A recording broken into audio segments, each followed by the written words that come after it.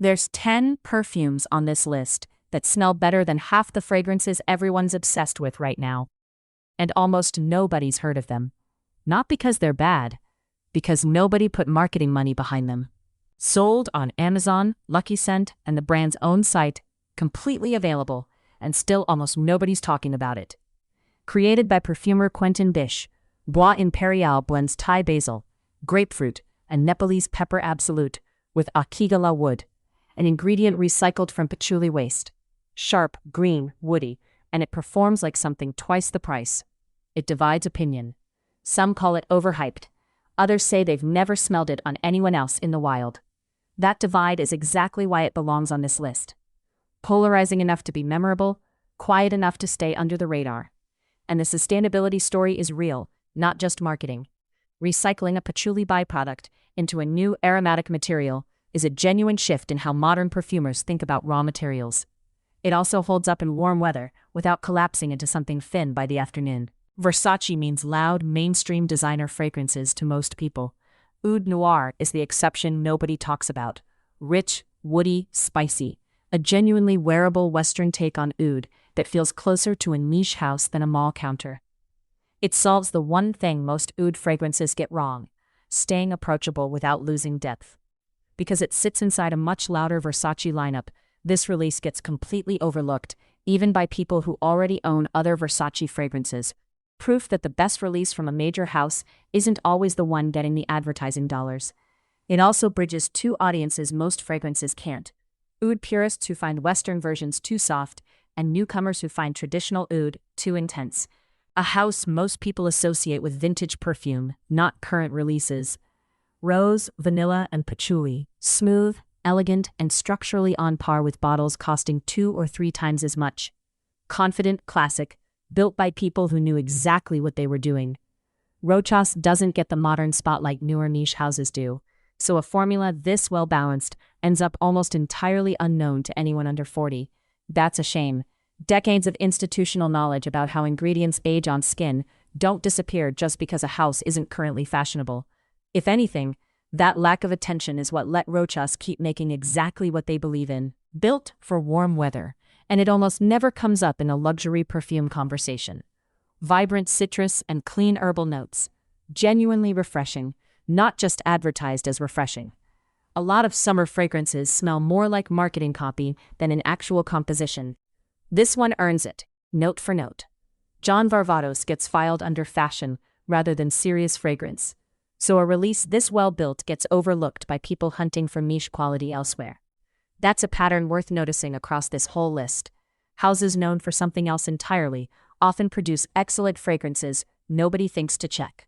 Built for the man who wants one reliable signature scent, not a rotating collection. Sharp bergamot, neroli, and a punchy black pepper. Confident, versatile, easy to wear in the office, in the evening, on a casual weekend. It doesn't try to be dramatic. It tries to be dependable, and it succeeds completely. Dunhill gets overshadowed by louder men's fragrance houses, so a genuinely solid staple like this rarely comes up, despite deserving a permanent place in any well-rounded collection. Not every hidden masterpiece needs to be unusual. Sometimes it's just the fragrance that does its job perfectly, every time, without announcing itself. A timeless oriental structure most people have simply never encountered. Warm spices, cinnamon, rich vanilla, composed with the confidence that made oriental fragrances beloved decades ago. No chasing modern trends toward lighter, fresher compositions. Full commitment to warmth and depth. Boucheron is better known for jewelry, so their fragrances rarely get the attention they deserve, even when the quality is genuinely there. The same precision that goes into cutting a stone to catch the light seems to carry directly into how carefully this composition was balanced. Now into more distinctly niche territory, a smaller house with a genuinely devoted following. Bright, zesty citrus paired with creamy, smooth oud. Sounds like it shouldn't work. Somehow works beautifully. Bold without being overwhelming. Unusual without feeling gimmicky. Mancera exists slightly outside the mainstream conversation, known mostly within dedicated fragrance communities. Mint and citrus are cool and sharp. Oud is warm and dense. Getting those two forces to work together, instead of fighting, takes real skill. And that technical balance is what separates a well-built niche fragrance from a gimmick. Two completely different fragrance traditions in one unexpected composition: chai tea, pink pepper, and warm date. A genuine East meets West blend that doesn't resemble much else on the market. Complex in a way that rewards actually paying attention, not just spraying and moving on. Habibi New York is smaller, so availability can be limited, worth checking directly with their own retailers. Chai tea is a note that shows up constantly in real life, kitchens, markets, everyday moments, but almost never gets translated into fine fragrance with this much care. Built almost entirely around mystery and depth. Dark florals with saffron and dried plum, mysterious, luxurious, closer to an evening statement piece than an everyday scent. Built for someone who wants to be remembered specifically, not just noticed briefly in passing. Amarud sits firmly in niche territory, respected by people who already know fragrance deeply, rarely mentioned outside those circles. Saffron alone can be sharp, almost medicinal. Pairing it with something as soft as dried plum takes real precision, and when it's balanced right like here, it feels genuinely luxurious in a way that's hard to fake with cheaper materials. Something genuinely different from everything else on this list. Not really a traditional perfume, a minimalist enhancer, built to add radiance and texture to whatever you're already wearing, rather than standing on its own. Unusual concept, executed with real precision. This is exactly the kind of release that never goes mainstream. It doesn't fit how most people shop for perfume. It takes understanding fragrance a little more deeply to appreciate what it's doing to your existing scent. Most of the industry sells you one finished product.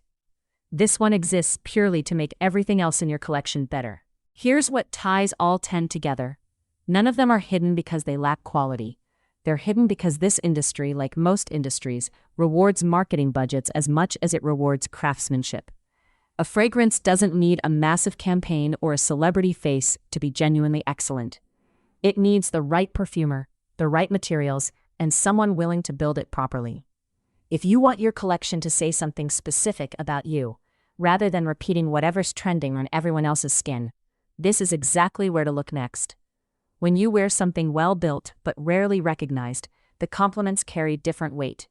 Nobody's recognizing an ad, they're responding to how you actually smell.